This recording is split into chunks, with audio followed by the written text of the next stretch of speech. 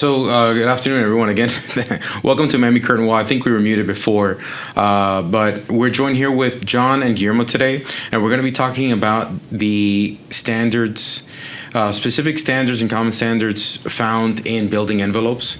And Guillermo will give us a brief overview of what these standards are. Maybe we can dive into a couple of examples of what that looks like based on the different designs and stories that you might have in your experience of how these different standards are important, especially when they're impacted by the different factors. So give us a quick understanding of what are these common standards. On the building envelopes, the design or there are many factors or many standards that we take into account. We have the design standards that we always which is the first one that we take a look at, is the structural integrity, the structural the performance of the system can support its own weight. How is the system going to withstand wind loads, building pressures, movement activity, thermal expansion. And the other standard that is that we take a look into is the thermal performance.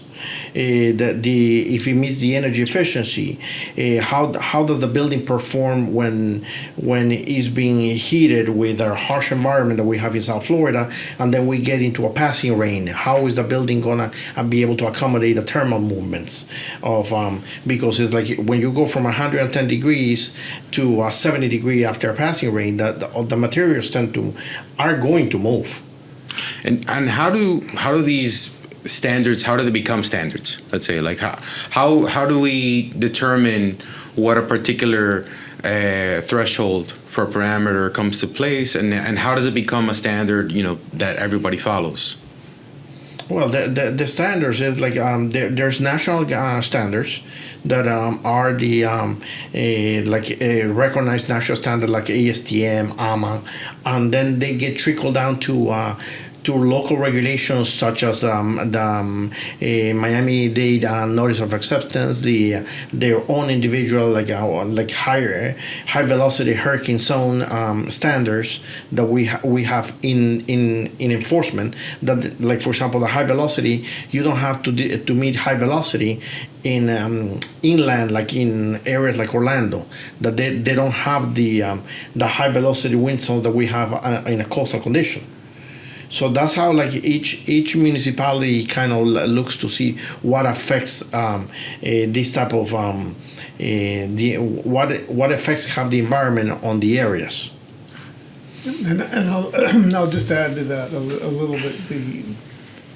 The as of the last I would tell you 4 or 5 years, there's been such a buildup of efforts to control the industry that many different types of groups were looking at creating standards, and some of these standards were competing with one another. I think that, for example, what Guillermo was saying before, Florida has come out ahead in creating this high hazard velocity wind zone requirement that is based on testing protocols, and they're known as 201, 202, 203. But at a national and international level, there have been standards that have been used for years that have now kind of come to recognize TAS 202, which is a specific test that has to do with large and small missile impact. So many of these standards that are now that are being implemented in many parts of the country will also say, by the way, in Florida, you have to comply with TAS 202, which is the one that has to deal with the bazooka that fires the 2x4 at the walls. But these standards, as of late, because there have been so many different variations off of a theme, things got a little diluted. So there's been an effort by a number of outfits. FGIA is one of them that controls AMA, and AMA works with FGIA to work with international North American standards. And they've been harmonizing all the standards together. And so there have been a lot of advances in just getting that right, where everybody could sort of follow the same standards, which usually is best practice. Right. And best practice is a whole different subject, but the standards have there have been the use of many standards for years that different consultants would use. They're national, but some really apply for one thing and others are applied for others, but they've kind of gotten mixed all in together, and sometimes that misses the point of things that really matter. So what Guillermo was saying about structural integrity, all right, well, at the building level of a high-rise, how a articulation, a joinery of a column at a corner, 60 stories in the air with a slab that's attached, that condition being so flexible is different than a very stiff little building or low-rise building.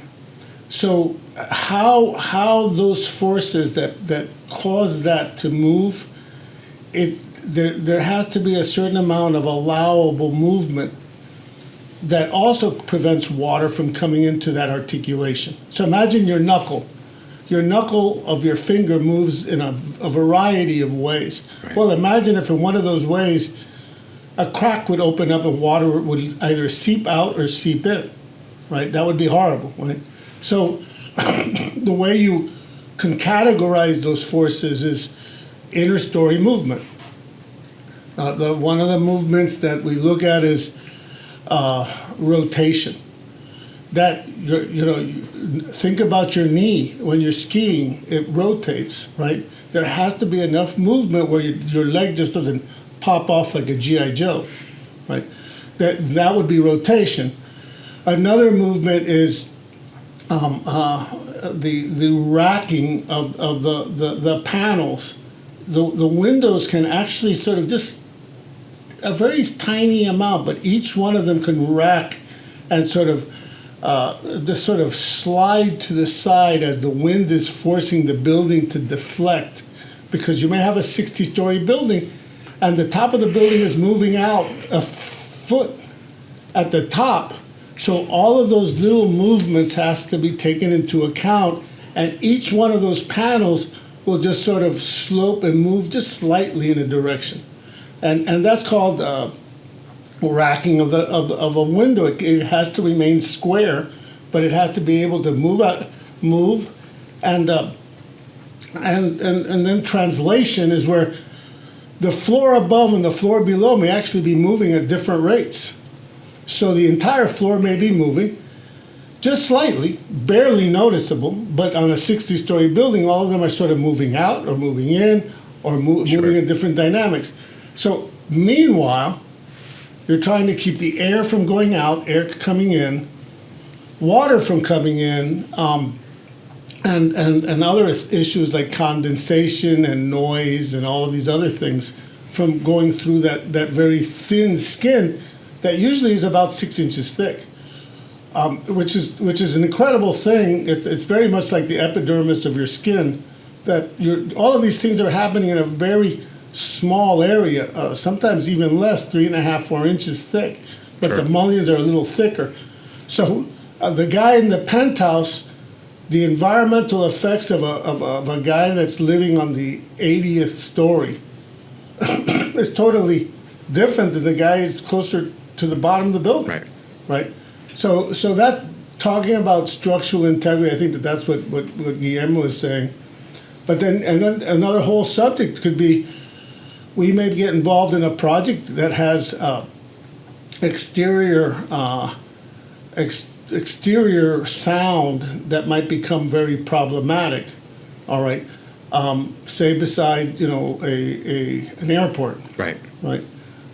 So there's standards or criteria associated to that you have to establish, so that you know that you're not that it's tolerable, the sound that you could hear through those walls.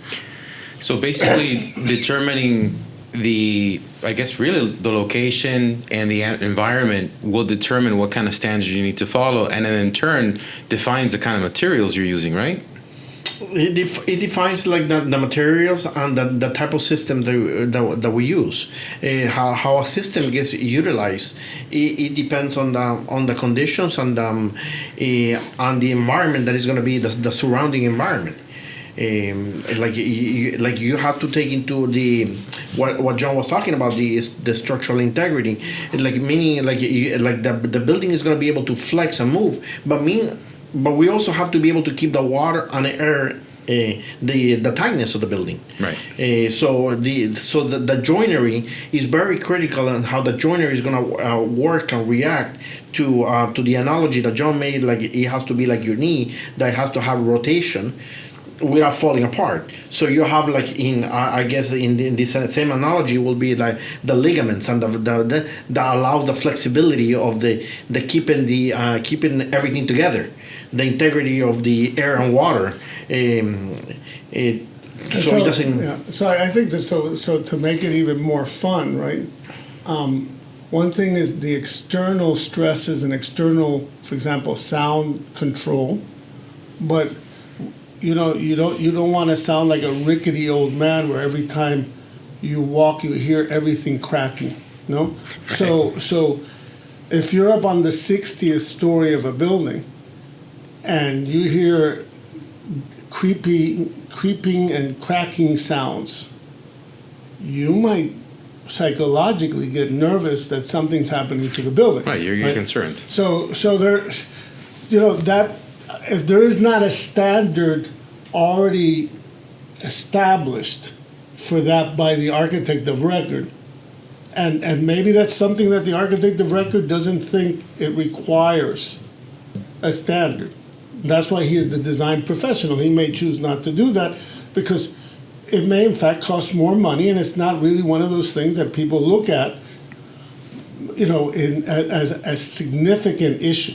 But the architect may say, well, I want something that says that will never have creaking and cracking or whistling sounds.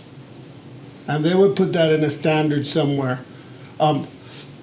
Some of those things are oftentimes, in South Florida, there are very few people that actually are thinking about that. And every so often someone will be annoyed because they're hypersensitive to sound and say, well, I hear whistling.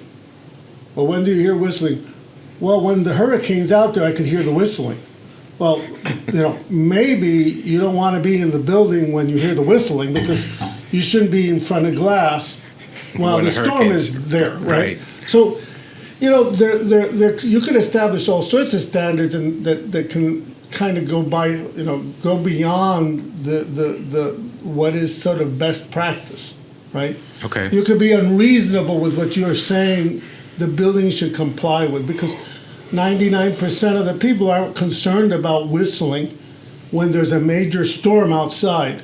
They're concerned that it doesn't rain inside, right? That's what they're concerned with. So a lot of times Guillermo and I are brought to one of these situations where there's a client that says, I can hear the sprinklers outside and it totally disrupts my day. And so sure enough, you hear the sprinklers. But for 99% of the population, that's not an issue. Right. So what to do about it? Well, to be reasonable about it, because you can't take down the wall because you could hear the sprinklers that are outside the window, right? And that actually happened where we had a client that was offended because he could hear the sprinklers, right? And he wanted total silence.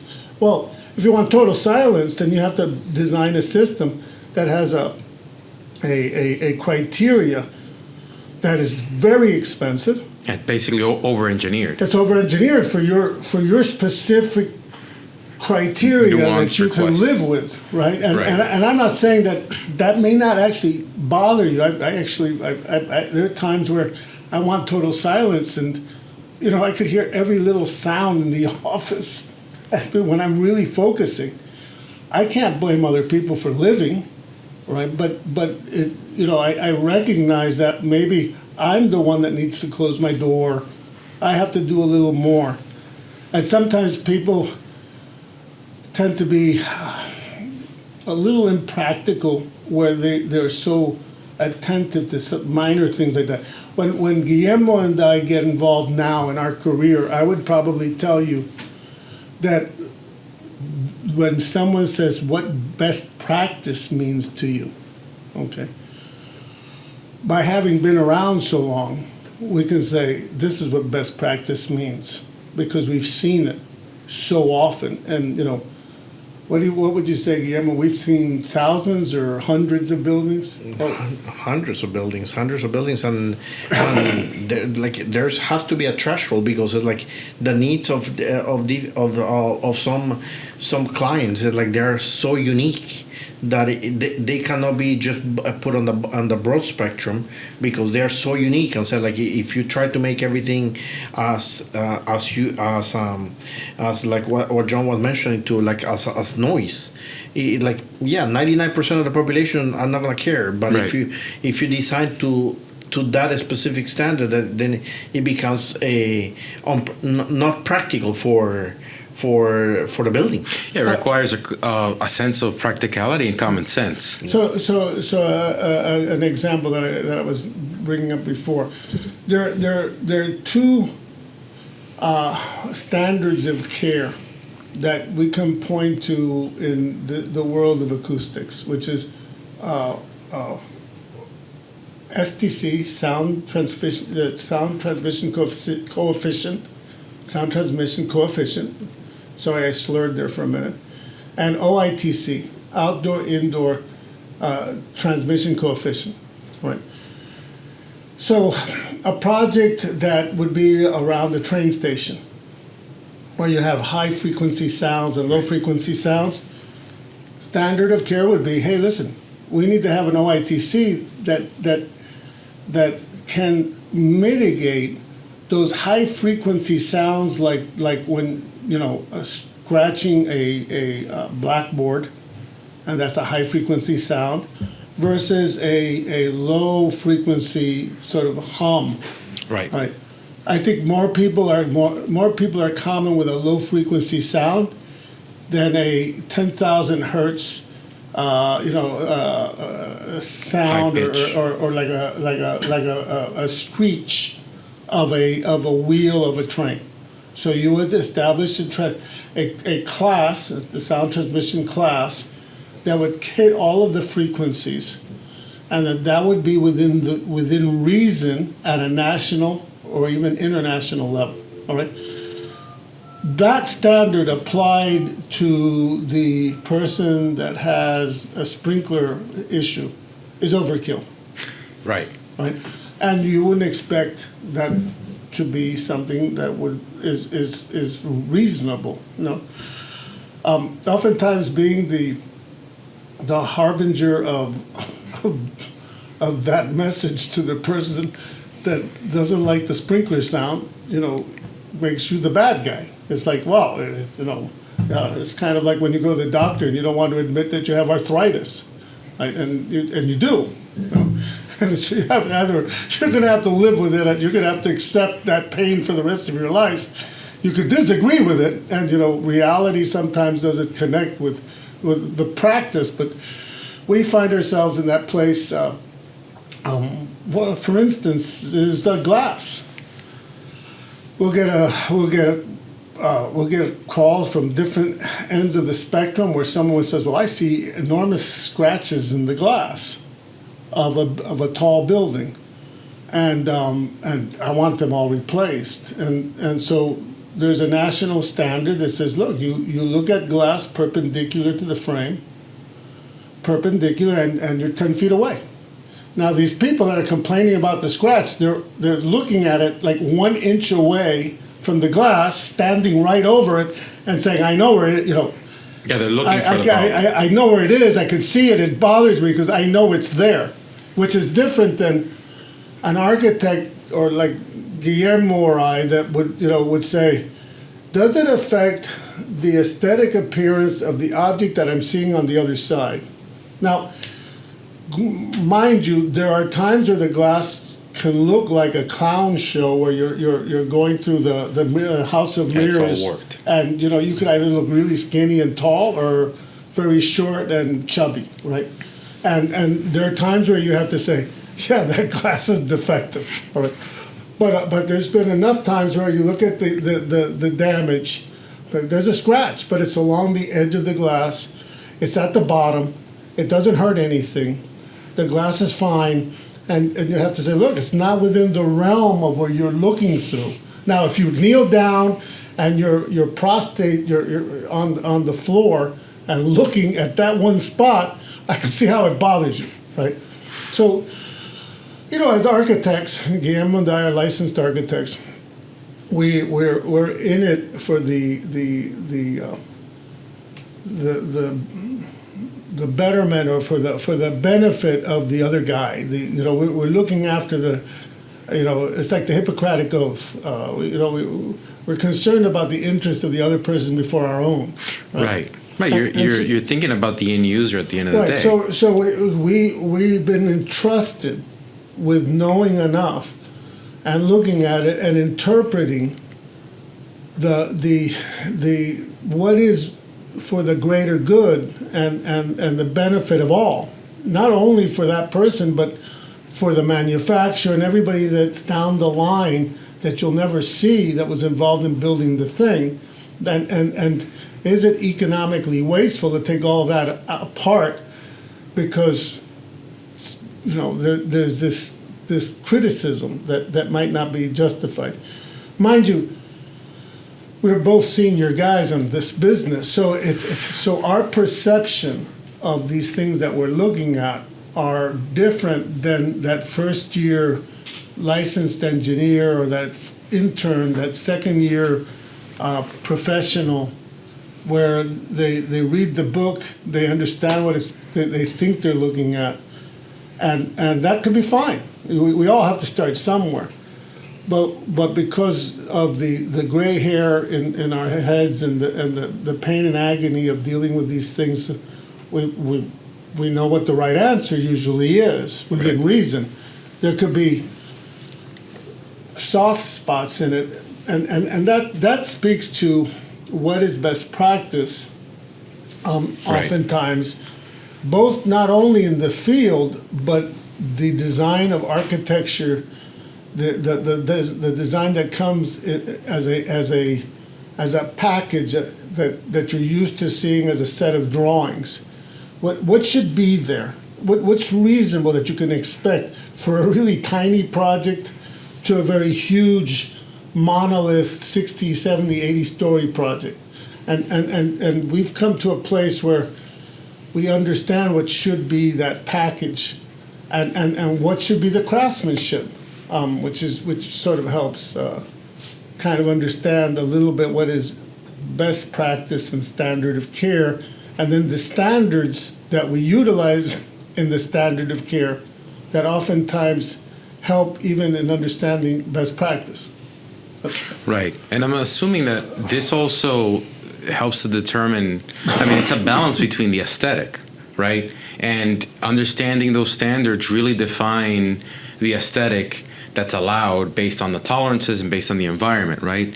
And so who would be responsible for kind of going through and checking and balancing out between what's required and what's requested? What is required and what is requested is a balance is usually the job of the design team.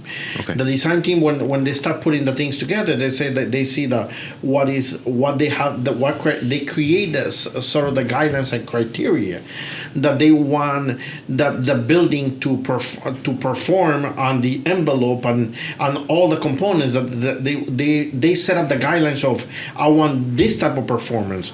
For example, like the North American Fenestration, which is like is an organization that is trying to gather all these different organizations like ASTM, Energy Star, AMA, like put them try to organize them together to be able to organize the codes and to be able to work together better. And I think that NAF's, the North American Fenestration Standards is an international organization that has made an effort to bring a set of standards specifically in glazing to be more uniform across both countries, right? And so they came out with what would be probably a first of its kind, where it unified Canadian criteria, American criteria, the FGIA through AMA. They've gotten involved in harmonizing all of these things together. And when I say harmonize, NAFS has been harmonizing a number of these of the testing sequences and quality systems to look at how glazing assemblies should work, right? And so NAFS is kind of one of these organizations that kind of came just, within the last, I would say, 10 years, has really made an effort to kind of build momentum in creating unification of things. And they're outside of that exists the ASTM, and they talk to ASTM, but ASTM is like separate. Okay, it's the American Standards for Testing of Materials. So ASTM is understanding what NAFS is doing, organizing everything so that everybody can kind of work together and that everybody will respect each other's domain. Sure. And ASTM is one of these very great organizations where they've figured out how to test things, which everybody could say, I'll accept that. Those results are acceptable. And so a lot of what has sort of transpired, especially in glazing in South Florida, is that things have to be tested in advance to make sure that they work, all right? And for many, many years, everyone has been concerned about how much air goes through a window or a wall or a curtain wall or a window wall, how much water can go through, and how much, and how a glazing system, glazing is anything with glass, glazing right. Glass, and how it should structurally work. But there were always these other standards that had to do with how, let's say, a window should perform at the level of durability and components. But everything used to be sort of thrown into air, water, and structural. And then there's these other tests that had to do with, like, say, for example, an operable window, like a sash of a casement window, how that sash should operate. How should the locking mechanisms work? So certain companies would test for certain things that they thought was important, and then a lot of the windows and doors would be built anyway because they weren't following all the same things. And NAFS has tried to unify all of this and has said, look, there's air, water, and structural, but there's also components and durability. So something might be really good at air, water, and structural, but what about durability? Is it going to last 20 years? Right. All right. And so maybe, if you want to comply with durability, you have to pass these tests according to NAFS. And the label would say that you conform to those tests, which are a little more, they scrutinize a little bit more the independent articulations, the smaller component parts that you didn't realize that matter, like the hardware. How should the hardware work? And will it last for 20 or 30 years, or do you have to replace it in 5 years, right? So NAFS is saying, by the way, durability, and you have a certain type of window or door, you should do these tests. And by the way, there should be a label that says that it meets these other tests, and you should be feeling really good about it because you're not going to have problems with that hardware for a while. So that has to do with components, and it has to do with durability. I think before NAFS, that was scattered in a lot of different places, and you had to be John Medina or Guillermo Saavedra to know hey, by the way, I don't really like that hardware. I want the hardware that has a 20-year warranty. Okay, and I want the locking mechanism to be a certain stainless steel, and you knew where to look.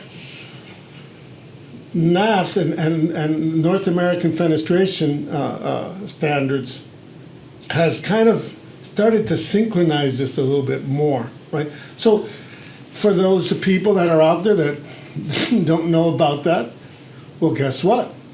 That is standard of care and best practice. And you have to be aware that those things matter. And like that, there are many other things that are changing. You know, there are ongoing. There's an ongoing change to improve glazing that we're constantly looking at. Right, and I was thinking about that because obviously with new topics like sustainability, with new changes in the environment, with you were mentioning, Guillermo, how like here in Miami and here in Florida we can go from a delta of like 20 degrees because of a shower that came, and then the stark contrast of a bright sunny day. The delta change here in South Florida is, I mean, I've seen them as wide as 50, 60 degrees. It's like from 100, like in a roofing area, that you go from 120, 110 at the surface, like in the middle of the day, and then we get a passing shower. It drops down to 70 degrees, like in a matter of seconds. So it feels like Florida can also become a way, a testing ground for that. Do we see a lot of testing? I know we have a facility close by in Medley, right? That does a lot of water. That's 2 or 3. Yeah, 2 or 3. Yeah. So does that feed into the standards? Yes. So how does that work in terms of when we see new technology or new best practices that we're seeing in the industry? How does that translate to becoming a standard?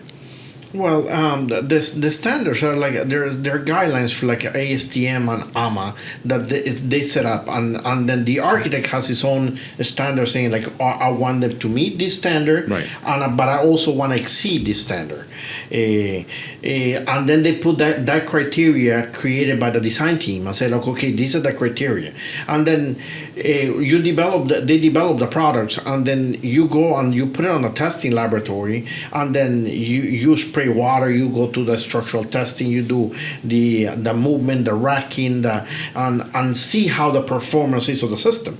Sometimes you're testing it to failure to see what extreme condition you could take it to be able to see how did the anchors and the racking and the framing and the structural connections react to the systems. And that's where you learn and say, okay, this is where we need to do a little bit more of adjustments, and then you see the performance criteria. And also when the buildings are already erected, maintenance of the systems, creating a little bit of because nothing is a forever. Once you put it there, you have to like maintain it, clean it. That's also part of like the standard of care of maintaining the buildings, and just creating a performance on the once in a while just do a test on an existing building. Right. You test it after a couple of years and see, hey, how is the system performing? To see, do you need to make any adjustment? Do you need to make any preventative maintenance? So, talking about different standards and what an architect might incorporate, what kind of challenges have you seen in your experience where a project may have been either over-engineered or under-engineered? Usually, one of the things that we see that is that is from architects, not from necessarily from the area, that they want to meet some like a very heavy criteria that is built in the northern area in northern states with the thermal changes, like insulated, laminated, like double insulated, double laminated, because you got freezing temperatures on the exterior, and then you have heating.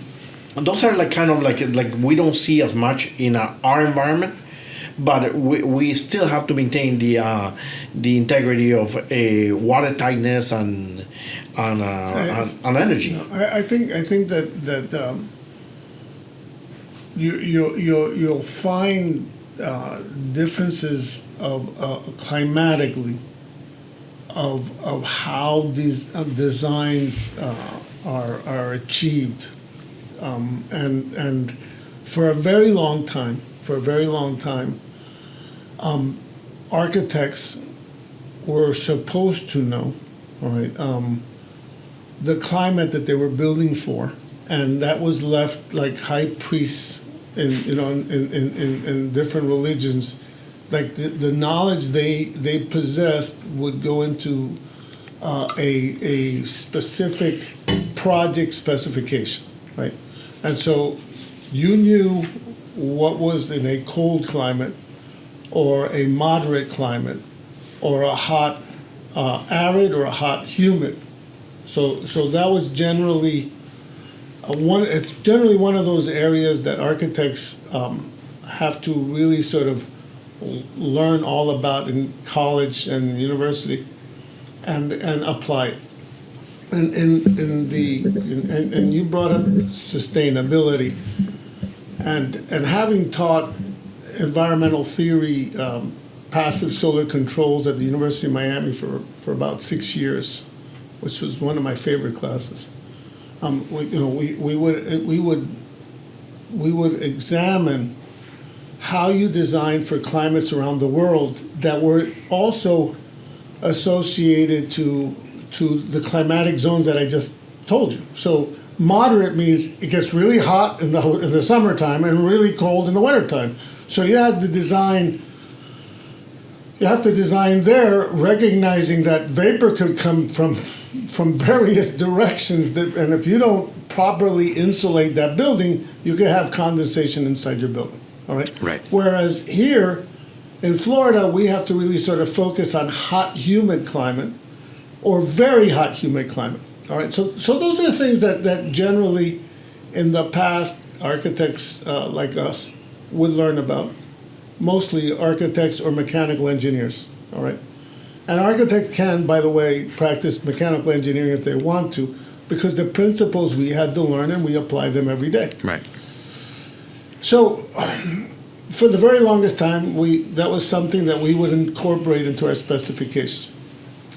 Since these practices of sustainability have come on to play, and the Department of Energy at the federal level has gotten involved, they've passed that down into the municipalities and through the Florida Building Code now for us in Florida, but throughout the country through language that has to do with energy conservation. And energy conservation, in essence, is really keeping the cold air in of your buildings or the hot air in when you've heated it or cooled it.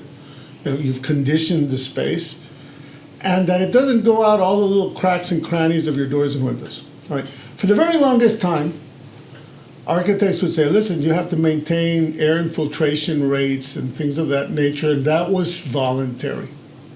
Okay. In Florida, and as a result of certain national standards, now that's sort of written in as mandatory through the Florida Building Code, which I believe that very soon, and I'm not going to tell you what my reasons why I know that for sure, is that the building departments will start to require vetting that in fact is the way that these systems do in fact meet these compliance requirements that are now mandatory.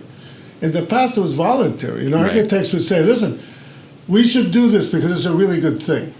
Okay, and so architects would draw into their drawings and have specifications. There were performance specifications, and they would say, listen, we only want so much air to go through these buildings. And there were certain standards that were out there that were, if you want to use these standards, you can use these standards. Now the Florida Building Code basically says these are mandatory. You better know your Florida Building Code, because they The Florida Building Code is always mandatory. It's considered like law. It's the authoritative manual. So generally it's you must comply. But when the book says it's mandatory, it's like a double. Like Right. when you have a double shot of vodka or whiskey, it's not a single, it's a double, and you know what that means, right? There's no way around it. There's no way around it. You're not going to get around it by sort of interpreting something in the past. Oh, but they used to do it that way. No. You must do it this way, and that's going to be enforced as of the current Florida Building Code 2023 code. So projects that fell into the codes before, even though it was there, it wasn't best practice or standard of care because the building officials weren't enforcing it.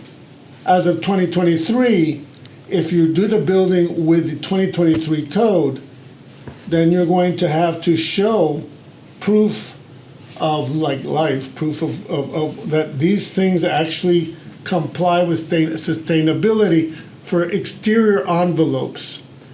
And I think what's interesting about that is that for many years, a lot of people that we know could tell you that, yes, we know about this because it's a requirement that deals with commissioning of like mechanical and electrical.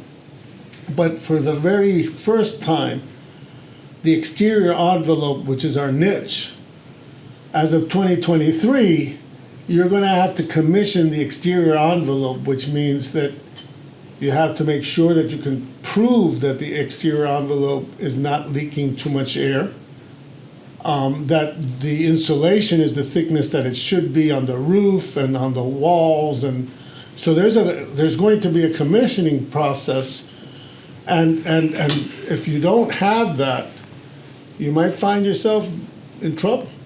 So then how does that translate into actually testing that? Because you can't really necessarily test that in a lab. You actually have to test it after it's built. Yeah, there's ASTM standards that speak to like testing the field conditions in the field. There's the field conditions. So it's like there's way of measuring how much air infiltration is like is leaking through your windows. It's like for example, like you go to the older homes built in the 60s and 70s that they have those the jealousy windows or like the casement windows. When you like then later in life they were introduced to air conditioning. So the air conditioning, it's like you turn it on, and if like a simple way of you just get like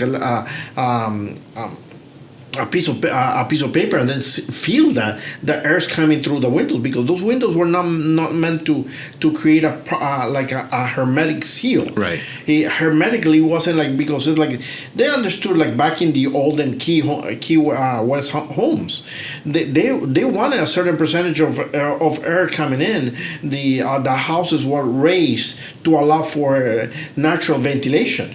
Because the air conditioning, like you open the windows and you got cross air ventilation. But now that we're making like all this, like the air tightness of the buildings, like making it hermetically sealed.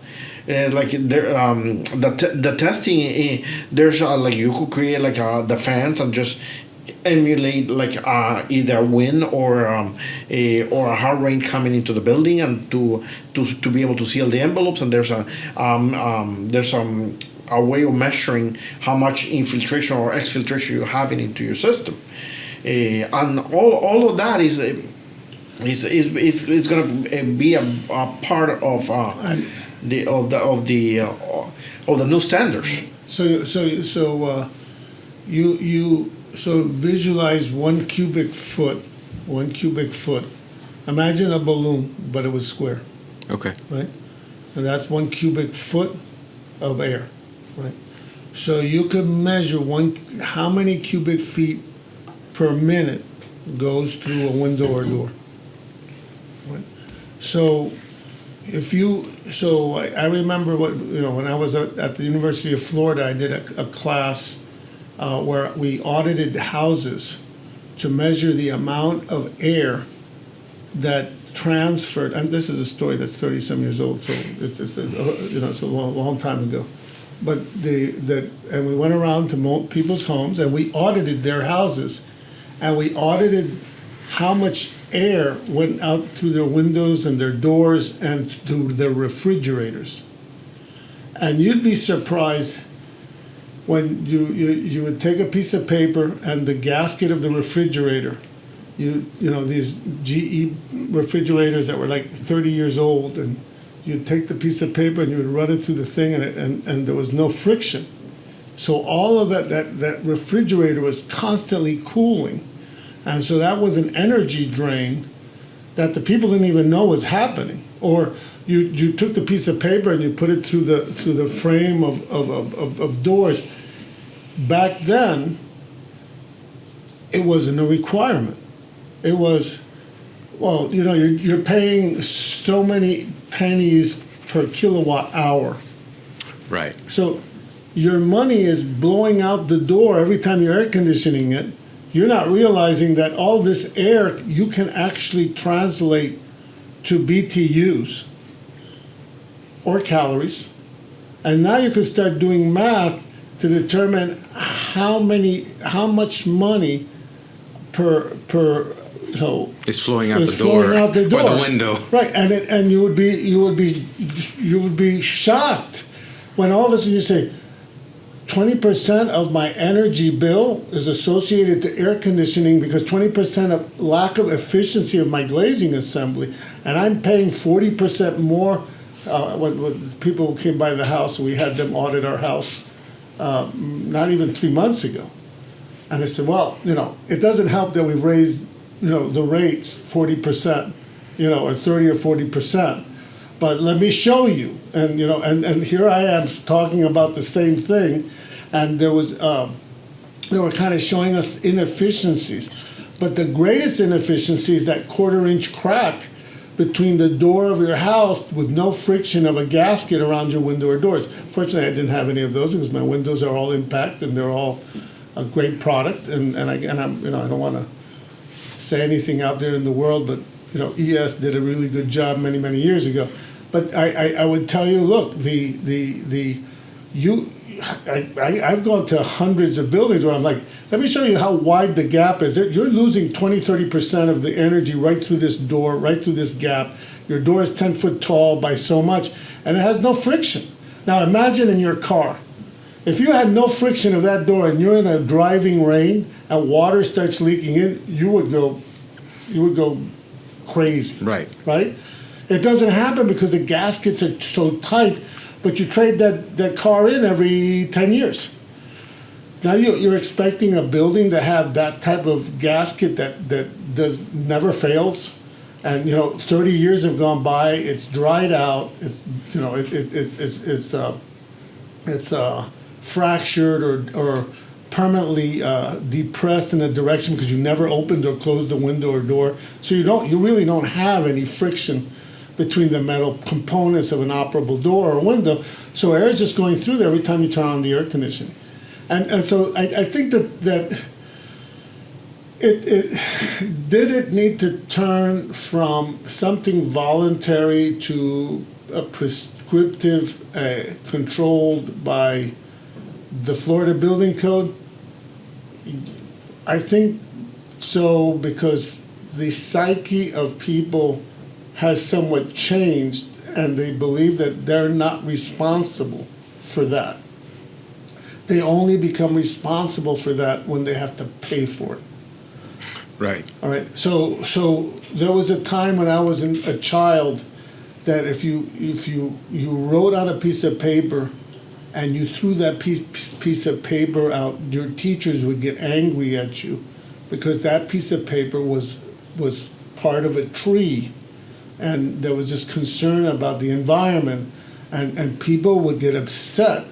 Now people throw paper away as if it doesn't matter, and there's a lot of talk about being conscientious, but most people aren't. And so I think that these sort of changes are going to make people responsible. for the energy that they're consuming. It's not only that it costs a lot of money, it's just wasted resource that could be applied to something else that's much more beneficial, right? And so I think that that's one of this all translates to there's going to be enforcement of how you behave. And if you want to change things, you're going to have to pay for a better quality product that you're maintaining, like Guillermo was saying, you're maintaining it, and that it's not going to be inefficient for the next 30 years, just where the money is just flowing out the door. Like what John was saying, maintaining it. It's like, it doesn't mean that like you just put a high performance system. It doesn't mean that it's a high performance now, but you gotta maintain it. Right. You gotta clean it. You gotta replace the the materials, like the gaskets, the seals. They're not forever materials. You have to clean them, lubricate them, adjust them. If you go through a hurricane, you have to adjust the hardware. You realign the locking mechanisms. The door will oftentimes walk, and it'll creep, and there'll be some slight adjustment issues where things won't align the way they were, when they were first installed, and people want to forget that you have to maintain that door, at least once a year. With oil them and take care of them, lubricate them, and so forth. And then when the hurricane comes, it's like, well, it leaked. It's never supposed to leak. Well, in the last 2 hurricanes, you didn't do anything about it. The 3rd hurricane, it was a flood. Well, what did you expect to happen, right? Right. And so those are things that the end user has now some responsibility, right? Some responsibility. And at the end of the day, when that BTU of energy costs 3 times as much, like in the islands, all right, you may not be able to use your air conditioning during the day, and you have to use it at night only because you can't afford it. So there's going to be I think we're going to witness a gradual increase in the cost of a kilowatt hour, right? Upward. And if you're not truly effectively preventing that energy from flowing out of your house, you're going to be paying for your inefficiency. You may pay 2 or 3 times more than the guy next to you who has a really efficient home. So there's a lot to be said about the designer installing a system that has to be commissioned and meet the code of that municipality. But the codes of all the municipalities are changing to deal with this energy efficiency concept that's coming from Washington. That's a global problem. Because if we could reduce the inefficiencies simply by 20 or 30%, because we've made the gasketing of our buildings tighter, that's a huge move forward, as opposed to, well, it doesn't really matter because it's always been like that. And I tend to tell you that, well, for Miami Curtain Wall, from the standpoint that we know how to test, we can test for air infiltration and air exfiltration, and we actually provide that product. We are certified to test based on the standards to do that, and we can tell you, look, this door should leak 2 cubic feet per minute, but instead it's leaking 22 cubic feet per minute. What do you think about that? And by the way, if you want to, you can translate that amount of conditioned air into calories or BTUs, and I can tell you how much that costs per kilowatt hour. Right. And if you want to, I could do the math for the next 10 years. So maybe replacing that window system that you bought in 1970 is a good idea. You should buy a new one and look at what your savings is going to be over the course of the next 10 years or 20 years, depending on how long you can keep the house. And those are services that Miami Curtain Wall can do now. We've always been able to do it, but before it was voluntary. you would do the water test because everybody wanted to make sure that that you were going to get water in your building. Right. Now it's like you have to prove it, and we can do that test. We can do the air and water test. And by the way, there's air infiltration, but there's also air exfiltration, and we could do that test too. I think Miami Curtain Wall is a leader in that. I started doing that in the late '70s, where we knew how to do that and could figure out how much air was being lost through an assembly. And it's kind of interesting because you can kind of see where people would leave out a caulk joint or something, and you can actually find that. So we're quite capable of not only doing that water test that everybody is interested in, but we could also do the air test too. Excellent. And as we wrap, I just wanted to invite anybody that's listening to, if you have any questions, feel free to raise your hand or react, and we'll promote you to ask your question. And then just one final question, Guillermo, where do you see these things heading? As John was saying, that it's going to become mandatory. How does that, in terms of the bigger picture, how does that impact construction overall, maybe here in South Florida, in terms of now requiring stricter standards? Now we're going to need better materials for buildings. So I'm assuming things are going to be more expensive in terms of building materials and construction, and then also commissioning this testing. Well, the materials that we currently have now, they're pretty good materials, but it's just like it's taking care more of the detailing of just to be more precise.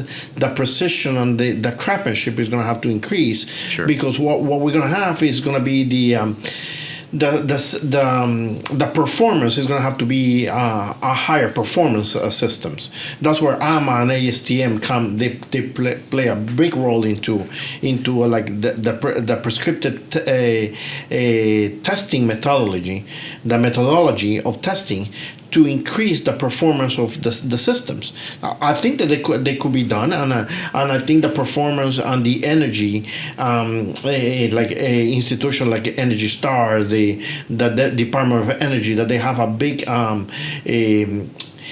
a contributing factor to this, because everything is driven to energy.